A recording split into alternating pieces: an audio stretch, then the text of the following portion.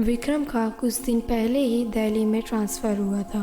वो अपनी फैमिली के साथ दिल्ली की ओर निकल गया था, जिसमें उसकी वाइफ आरोही और छोटी बेटी माही भी थी। विक्रम को कभी कभी ऑफिस में ज़्यादा काम होने के कारण उसे घर आने में देरी हो जाती थी। एक शाम माही फ्लैट के नीचे खेल रही थी। अचानक से माही अपनी माँ को फ्लैट से नीचे गिरते हुए देखा। ये देखते ही माही के पैरों तले ज़मीन खिसक गई। तभी अचानक से उसे ऐसा लगा कि उसके पीछे कोई है। उसने जैसे ही पीछे मुड़ के देखा तो उसने वहाँ के गार्ड को पाया।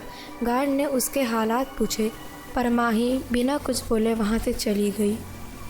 रात को वहाँ का मौसम बिगड़ जाने के कारण फ्लैट की सारी लाइट गोल हो जाती है और माही अभी तक घर नहीं आई थी, जिस कारण आरोही को माही के लिए चिंता होती है और वो उसे ढूंढने के लिए निकल जाती है। उसी समय विक्रम फ्लैट के नीचे अपनी गाड़ी पार्क कर रहा था और अचानक से ही विक्रम को जोर का झटका अपनी गाड़ी के ऊपर से महसूस होता है।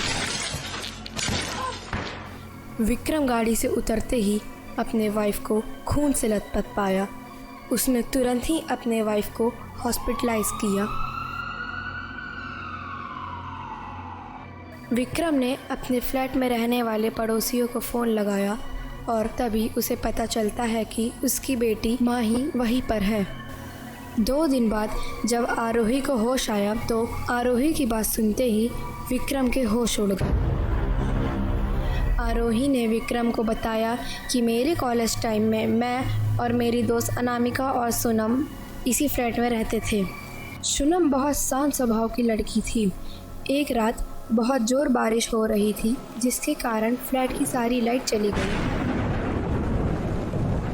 उसी रात मैं और अनामिका ने डिसाइड किया क्यों ना सोनम को डराया जाए।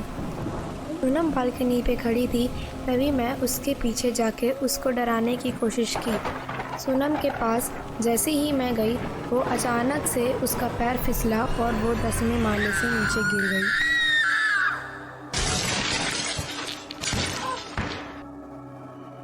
ये देखते ही मेरी और अनामिका की रूह कांप गई। इस इंसिडेंस के बाद मैं और अनामिका बहुत डर गए थे।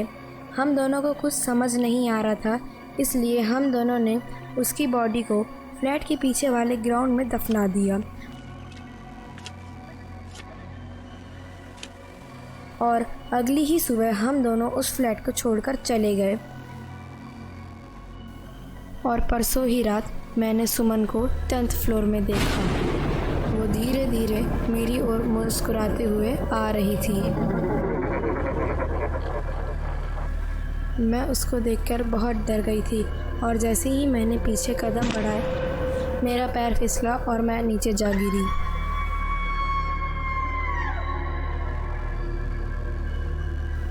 ये बात सुनते ही विक्रम ने जल्दी ही वो फ्लैट खाली कर दिया। लेकिन आज भी आरोही के सपने में सुमन आकर उसे सताती है। सो गाइस, कैसी लगी आपको आरोही की हॉरर स्टोरी? कमेंट में ज़रूर बताएं। Do like, share and subscribe the horror night show and bell icon press करना ना भूलें।